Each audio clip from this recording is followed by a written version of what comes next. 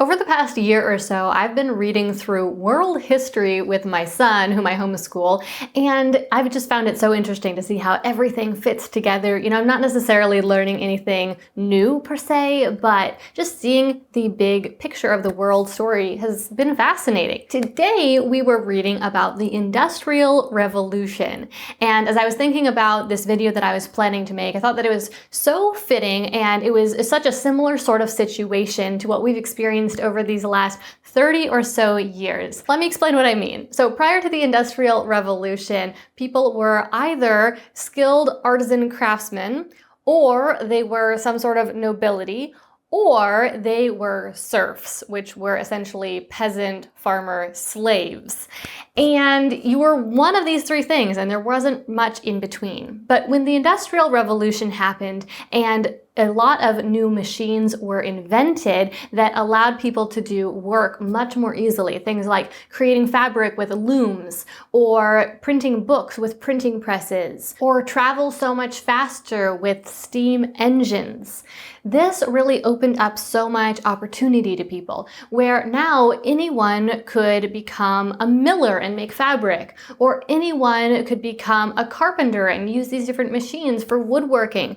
And it meant that no longer did people have to fall into these specific classes and be stuck there their entire lives, but now there was mobility, which meant that someone who previously was forced to be a serf because he didn't have any skills now could become a miller and earn a lot more money. And I see that as so similar as to what we've experienced over these past 30 or so years with the advent of the internet. Previously, if you didn't have a big marketing budget, then you were pretty much stuck, and there wasn't an opportunity for you to reach customers that were very far from where you were doing business, or to reach very many customers. But now that we have the internet, the global economy has opened up, and we can now reach customers all over the entire world. We can do freelancing opportunities and connect with clients all over the world, and it just means that there's an even greater amount of mobility in the economy than there ever has been before. People can now move out of their socioeconomic class and into another socioeconomic class with relative ease. And I just think that that is so cool. So in today's video, I'm going to be sharing with you 5 profitable business ideas that you can start today. And when I say that, when I say you can start them today, what I really mean is that you can start them right now with the skills and the experience and the funding that you already have. Even if you don't have any sort of budget, even if you feel like you don't have any skills, even if you have absolutely no experience running a business yourself or doing any sort of service work or selling goods yourself, these are businesses that you can start with essentially zero. So I'm really excited to be sharing them with you. With that being said, let's get on into this.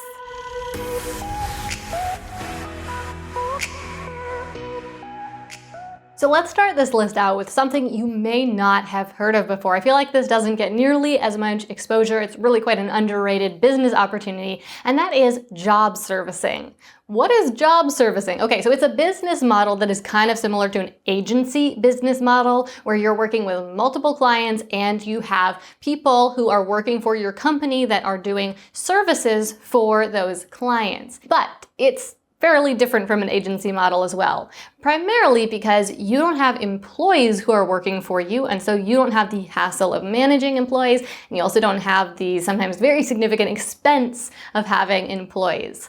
So here is how job servicing works. So first of all, you are going to choose a service that your business will provide to people. Now, this does not need to be a service that you are personally capable of giving to people. It just needs to be a service that there is demand for, something that you know that people pay for.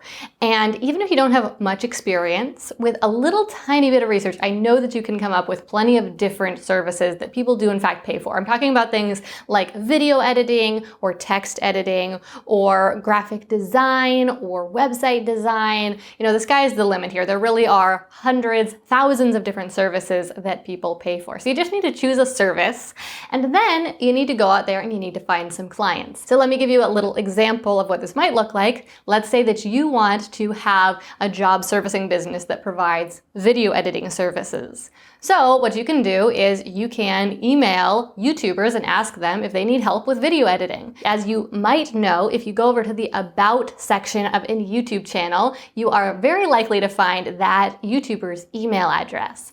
And if you target some mid-sized YouTube channels, I'm not talking tiny YouTube channels where it might just be a little hobby of theirs, they might not be ready to outsource, but I'm also not talking giants with millions and millions of subscribers. But if you go in the middle, where you're targeting channels that have a few thousand subscribers, and you email, let's say 100 of these channels, then you're going to get quite a few people who are in fact interested in having you edit their videos. But then what do you do? Because you don't have video editing skills. Well, what you do is you go on a site like Fiverr or Upwork and you find a skilled professional video editor who can provide some great video editing services. And you simply outsource the work that you have contracted with these new clients to those freelancers.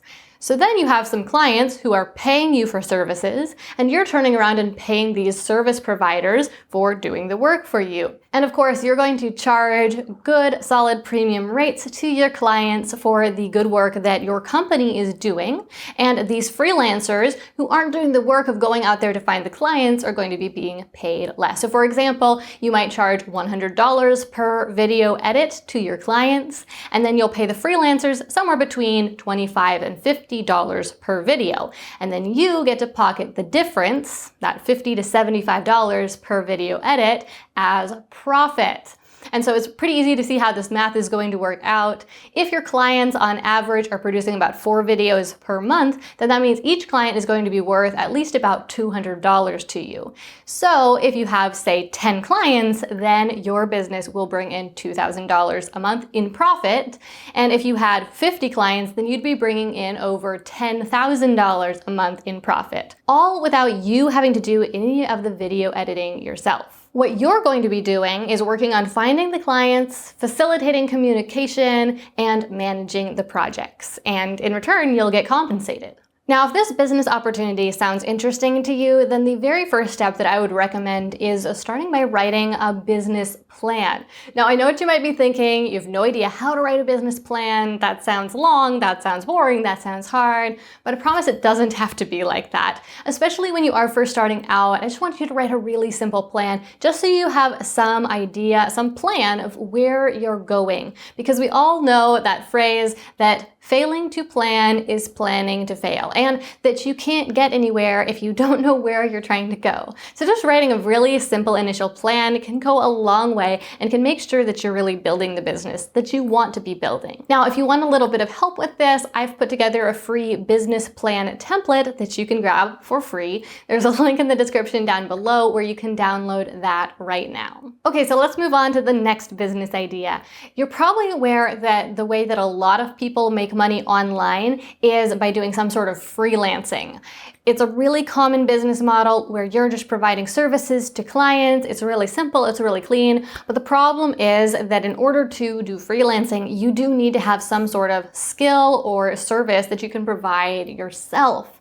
And maybe right now you are starting at zero and you feel like you don't have any skills. But there are a few different freelancing opportunities out there that pay pretty decently and only really require you to have some decent common sense, some good communication skills, and that you can keep yourself organized. So the one that I want to bring to your attention today is that of being a virtual assistant. So if you've never heard of a virtual assistant, essentially it's just like an assistant in an office that is helping out with lots of little kind of random things, but instead you are going to be doing this online for typically digital companies, which means you get to do it from your own home and most frequently on your own hours, which is of course one of the main appeals of working online and making money online. And this business idea really checks those boxes. So as far as what a virtual assistant does, essentially you're going to be doing things like answering emails, managing calendars, maybe doing some really simple graphic design or website updates, doing some customer service, managing social media. You might be doing all of those things. You might be doing just one of those things. And there's actually a list of probably 50 to 100 or so different skills and services that virtual assistants can provide to their clients. And I'm sure that you already have some of these skills in your back pocket. Now, if you want a complete list of all these skills, so you can see exactly which ones you have, I put together a list and it's in our 30-day virtual assistant plan. And you can get that plan completely for free. Again, there's a link down below. It's a different link, so make sure you click the right one. But you can download that 30-day plan, and at the last 2 pages of it, you will find a list of, like, 50 to 100 different services and skills, and you can figure out which ones you can offer to your clients. So if you are interested in becoming a virtual assistant, then here's kind of the basic process you're going to follow. First, you want to assess what skills you have so that you know what you can offer to your clients.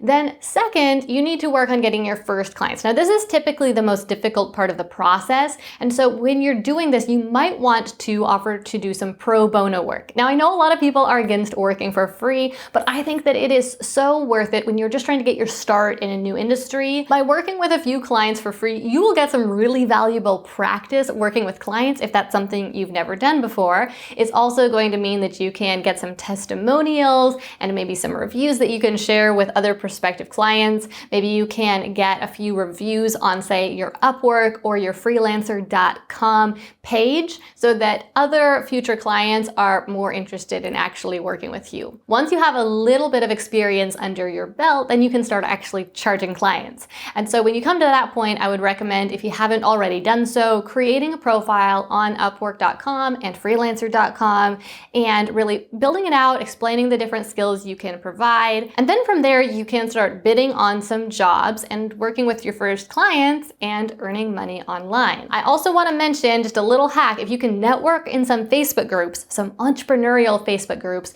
I think you will find a lot of eager clients because people are always looking to hire virtual assistants, but especially in the networking circles and the word of mouth, virtual assistants can actually get pretty expensive. A lot of virtual assistants charge between $30 and $50 an hour. So if you can undercut that market just slightly, just charging $20 to $25 per hour, you will find that there is a slew of clients who are interested in working with you. The third business idea I want to share with you today is becoming a YouTuber. Now, I know that a lot of people feel like becoming a YouTuber would be an amazing job and business opportunity, but isn't it a gamble? I mean, what are the chances of you actually being successful with it? Well, honestly, higher than you might think. Now, it's true that it used to be more of a gamble. When YouTube was just starting out, they didn't really have much of an algorithm, and so the chances of you getting found on the platform were pretty random, and it was only if you happened to get found and accumulate a large number of subscribers that your channel would ever go anywhere and you could ever eventually earn money from it.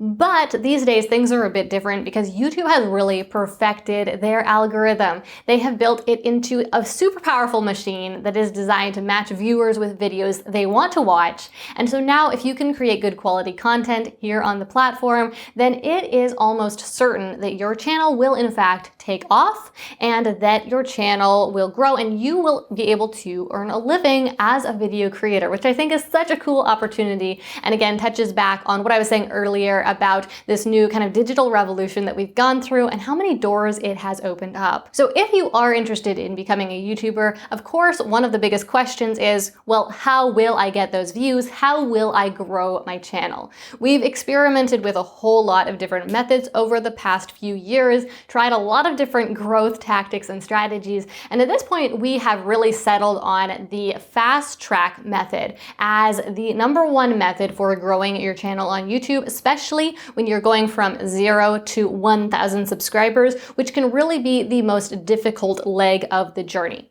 If you want to learn more about the fast track method and how to use it to grow your future or current channel, then check the description below. There's a link to a free workshop that I teach. It's an on-demand workshop, so you can watch it really at any time. It's called 3 Secrets to Reach 1,000 Subscribers and Get Your Channel Monetized in just 3 months. And even if you haven't started your channel yet, I think it's going to be really valuable to watch this and learn more about how YouTube actually works and how you can work with the algorithm to grow your channel as quickly as possible so that you can get monetized as quickly as possible and you can start earning a living as a full-time creator. Next up, we have print-on-demand businesses. Okay, so let me start out by explaining what print-on-demand means. Well, basically it means that a product gets printed when it is demanded. So what that means is Only when a customer purchases a product does it get created. So typically print-on-demand products are things like t-shirts and mugs and books. Anything that, of course, gets printed. These are going to be things that get manufactured ahead of time, but they're blank, and then they can get printed with whatever design you want to put on them. So how a print-on-demand business works is you're going to create some designs and put them on some of the products from a print-on-demand company, and then people are going to purchase those products, and after they purchase them, the print-on-demand company will finish creating the product by actually printing them, and then they will ship them out to the customer without you having to be involved in that transaction at all, which is really cool because that means you don't have to carry any inventory, you don't have to worry about storing the inventory, it's way less risky because you don't have to pay for the inventory up front, and of course it means that it's way easier for you because you don't have to deal with the hassle of shipping or anything like that. And then how you earn a profit is your customers are paying the price you're charging, but the print-on-demand company is charging you a lower rate. So for example, you might be selling a t-shirt with a clever phrase on it, and you might be charging $24 for that t-shirt. But the print-on-demand company is only charging you $10 for the t-shirt itself and then $6 for shipping, which means that you are going to pocket $8 for every single t-shirt that gets sold. Pretty cool, right?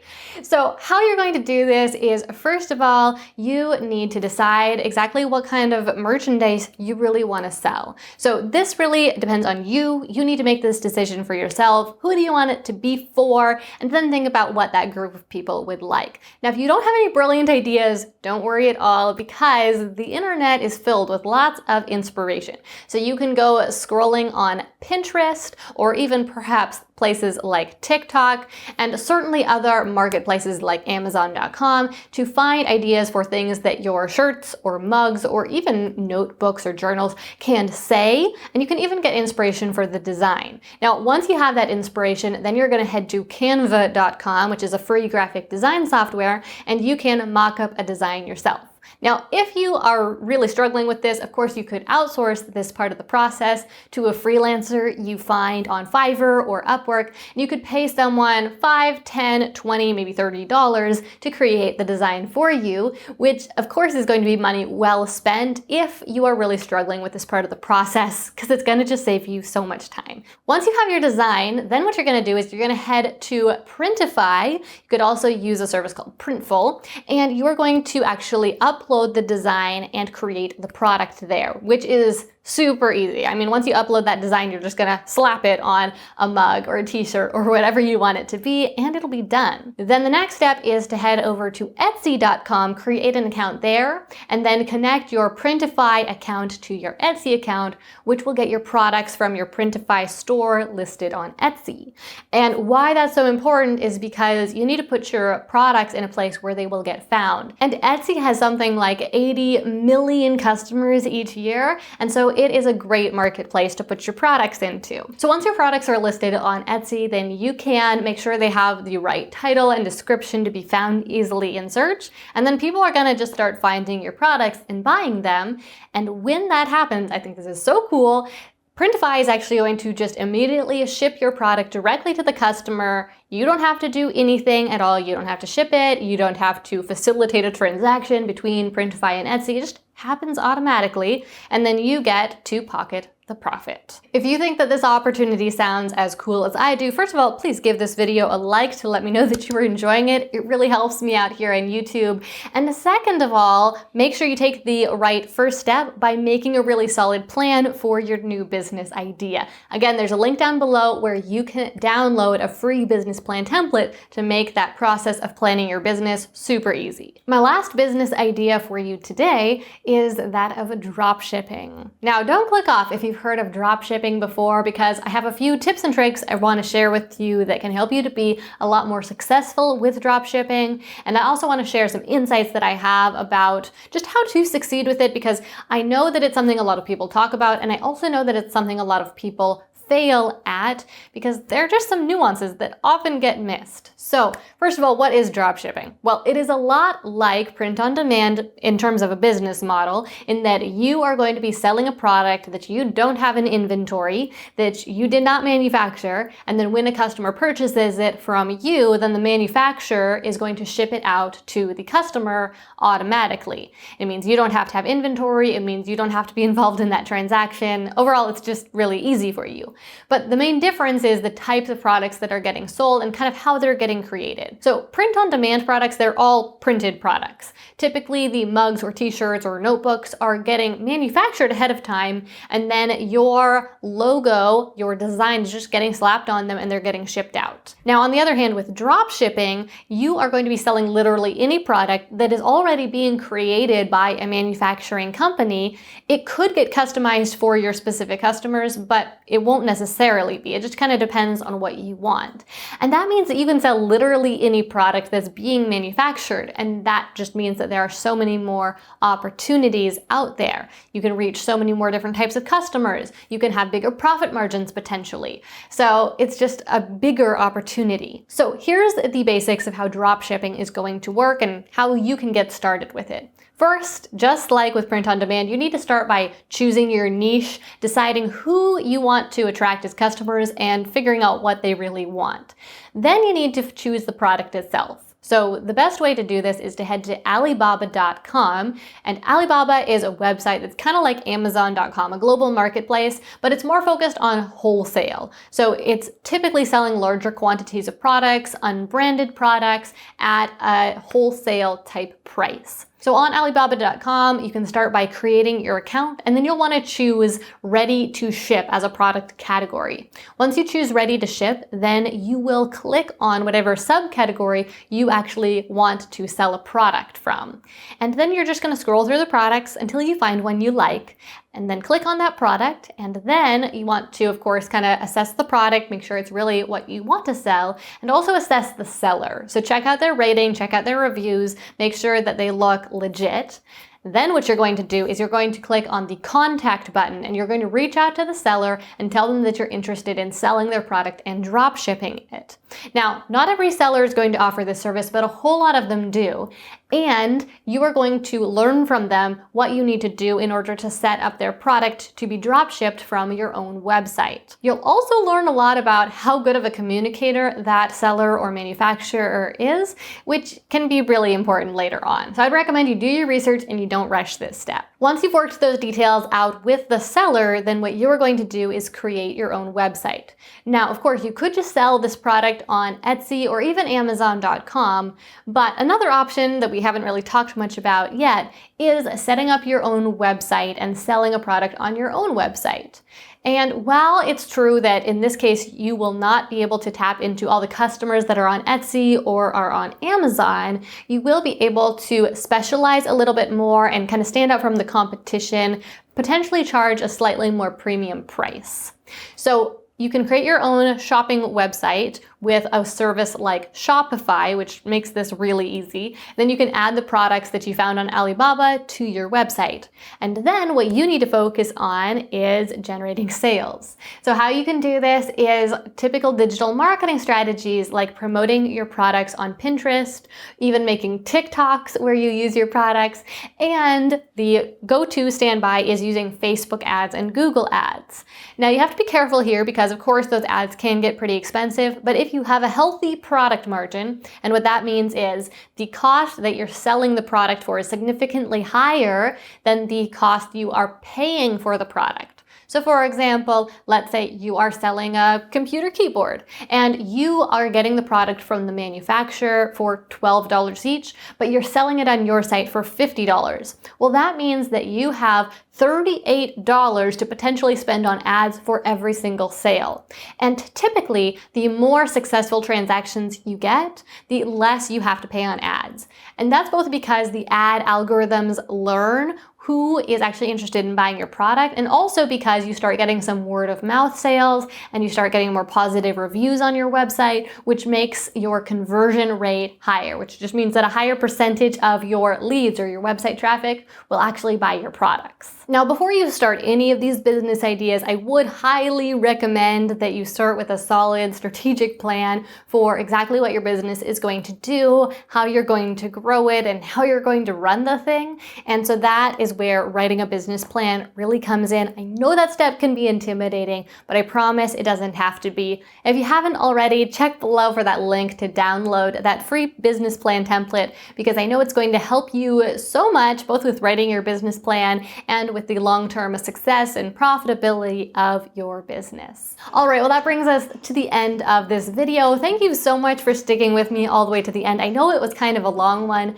If you enjoyed this and you want to learn more about building an online business and becoming your own boss and success, then be sure to subscribe to my channel. I make new videos every single week. I would love to have you join me for the next one, and I would love to be just a part of your journey as you set out on your own and you start your own venture. So if you are interested in that as well, then click that button down below to subscribe. Don't forget to ring the bell also, because that does make a big difference in terms of whether or not you'll actually find out when my next video comes out. Subscriptions don't mean that much on YouTube anymore, but ringing the bell will ensure you find out when the next video comes out.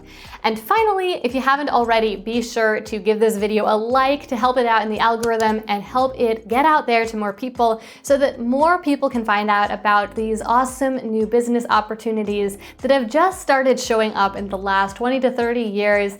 There are so many people out there who still have no idea that these opportunities exist, and they think that they have to be stuck at their current income level. And I really want to just spread this message that that is not the case, that there are opportunities for growth and for changing your circumstances. So again, thank you so much. It was great to have you here with me today. I hope you are having a wonderful week, and I'll see you back again next time.